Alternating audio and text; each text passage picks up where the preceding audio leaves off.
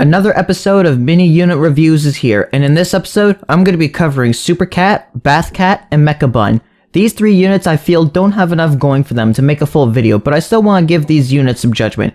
If you enjoyed this video, then give it a like, and if you haven't already, hit that subscribe button down below and leave a comment about which units I should cover next. Anyways, let's talk about Supercat.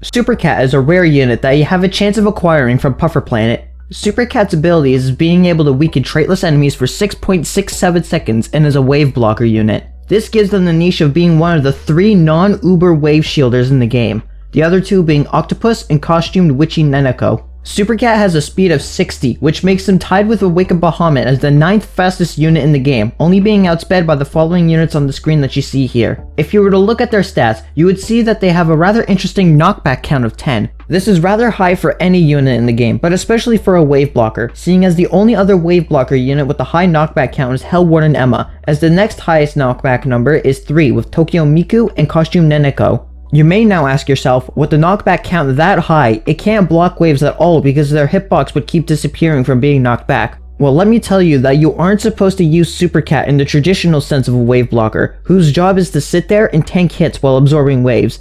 Instead, Supercat's job is to be a wave interceptor. Because of their extremely high speed, they could easily come in on a wave attack and stop it dead in its tracks. This works especially well with enemies with the longer wave range, such as Berserkori, Axolotl, and the Doge Base. With this said, however, because of their high knockback count, you can't reliably use them as a wave shielder, but if you're doing 4-star stages and want a wave blocker, then this is your only option since every other wave blocker is either a super rare or an uber rare. However, this honestly isn't as much of an issue nowadays due to the abundance of wave immune units such as Dancer, Quarterback, and Mushroom. If you want a stage for Supercat's abilities to truly shine, then floor 30 and floor 49 are the best places to go because of Hermit Cat. Hermit Cat being a traitless enemy with wave attacks makes it the perfect target for Supercat. Hermit Cat has a base attack of 66,666, which is split among 3 rapid fire attacks that deal 22,222 damage. This number is important because it means that when you initiate your Bahamut barrage, Bahamut will usually either only get 1 or 2 hits due to Bahamut's rather low health. However, you can keep a Bahamut assault going on for just a little bit longer if you pair him with Supercat. Due to Supercat being just as fast as Bahamut, if you send him out just before Bahamut, you can intercept Hermit's wave, weaken him, and allow your Bahamut to have a guaranteed 2 shots on Hermit, but very likely you will get 3 due to Hermit's damage being dropped to 11,111 per part of the multi-hit attack. This gives even a level 30 Awakened Bahamut a chance to land an extra hit. They have a similar role on floor 49, with the addition of being able to weaken Yulala, making his rapid attacks less destructive and allowing you to score more hits with your units. While Supercat may have some flaws as a wave blocker, if you know how to learn timing to intercept waves, you can do loads for your units. Also, if you need a wave blocker for 4-star stages, then you're gonna have to get a little bit comfortable with using Supercat.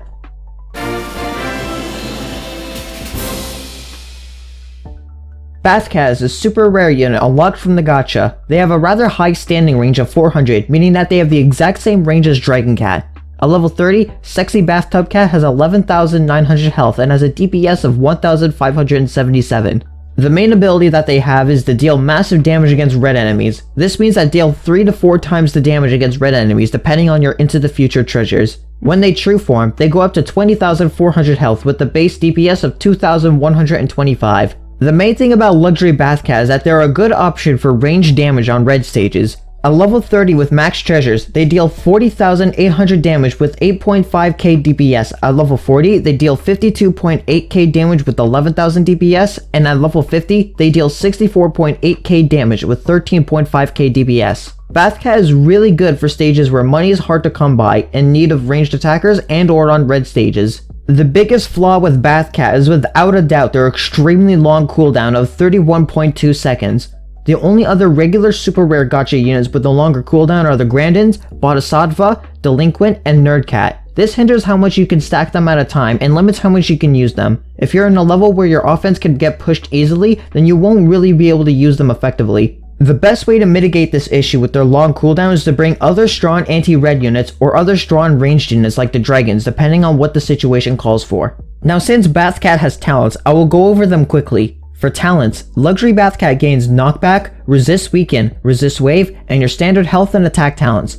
I'm gonna say straight up that weaken and wave resist talents are not worth your investment because they, like all the other resist talents, have one major flaw. It doesn't give them immunity, and I do sincerely apologize for going on a tangent here, but I need to get this off my chest. 90% of the time, resist talents are garbage. Imagine instead of Bathcat being wave resist, where he would still be taking 50% of a wave's damage, he can negate all wave damage. Imagine how much more useful that could be, but no, we get talents like these that 90% of the time are just NP traps that don't really do anything too beneficial for your units. Like, there's a reason why Dancer and Little King Dragon are widely regarded as great units, and that's because they have wave and surge immunity respectively. But most units are stuck with resisting talents, not truly allowing them to shine. Anyways, where was I? Oh yeah, you don't need weaken or wave resist for Bathcat unless you have the extra MP to spare. Knockback is a rather interesting ability, but the issue is that due to their single targeting, they could send an enemy like JK Bun Bun further back into the enemy lines and get them behind an enemy peon, making it harder to use them as an effective attacker. Plus, red is one of those traits where brute force is often the best course of action when taking them on, so I say avoid this talent.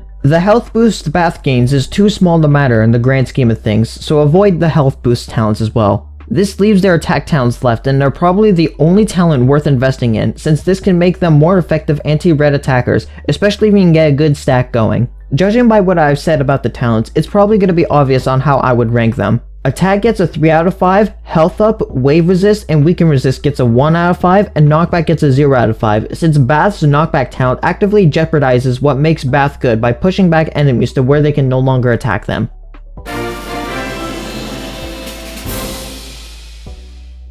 Mecha Bun is the final legend unit acquired from Stories of Legend outside of its better counterpart and the final unit from this video. Mecha Bun is unlocked when beating Eldritch Forces for the first time. Before their true form, they have some really garbage stats for how much they cost. 50,000 health and 6,500 DPS for what is supposed to be a tanky rusher is so bad. Luckily, they get some stat upgrades in their true form and are geared more towards dealing with the main threat of Uncanny Legends, relic enemies. They gain a 25% boost to their health and a 25% boost to their damage. While this doesn't sound like much, they gain one other ability, Strong vs Relic. This gives them an effective 136,000 health, 12,750 damage, and 11,000 DPS against relics. However, they have a rather costly true form, costing 5 green, blue, and yellow seeds, along with 10 epic cat fruit and 1 relic fruit. They only have a range of 190, and this makes them rather difficult to use against most relic enemies. In fact, the only relic enemies they outrange when Omni Strike is taken into account is Old Horn, Sorrel, Relic Doge, Honey Wanwan, and Primeval Cyclone, though they only outrange the Cyclone by 10.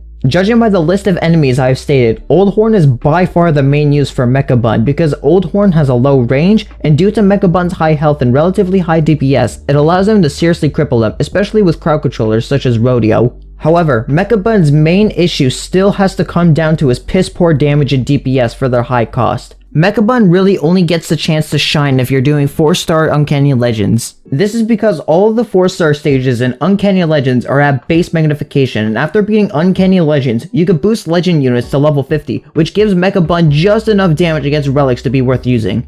At level 50, Mecha Bun is now able to deal 20,000 damage against relic enemies with 18.4k DPS and has 216,000 effective HP against relics. However, you now probably will have to deal with another issue. Unless you literally haven't touched starred Stories of Legend, which by the way, go do that, you will probably already have Iddy, who is far better at their job for being an anti-relic rusher due to being able to deal about the same damage against relics even at level 1. So the real question is why would you even want to use Mecha Bun over Iddy? The answer to that question is in stages where tanking and dealing sustained damage is better than burst damage, such as Primitive Souls, where Dogumaru could safeguard themselves behind the peons. Iddy is somewhat tricky to use on this stage due to the constant wave of tanky peons, along with Iddy's rather low health stat compared to Mecha Bun's, making her extremely risky to use. Mecha Bun, however, has a decently high base health, at least when compared to Iddy, especially due to the fact that Iddy doesn't like dealing with Dogumaru's Omni Strike attacks. Mecha Bun has loads of health against relics, so if they get caught dealing with some of the frontline enemies, they can still chip them down more easily than Iddy. While on the subject of Mecha Bun and Iddy, I think it's also good to see Mecha Bun as a proto-Iddy, one who you will unlock a lot earlier, but one who is also way weaker in terms of raw offense, but is made up by having a much higher health pool to compensate. Mecha Bun also has a slightly faster recharge rate than Iddy, though this is only a 7-second difference. Mecha Bun is also slightly cheaper, so in cash tight stages,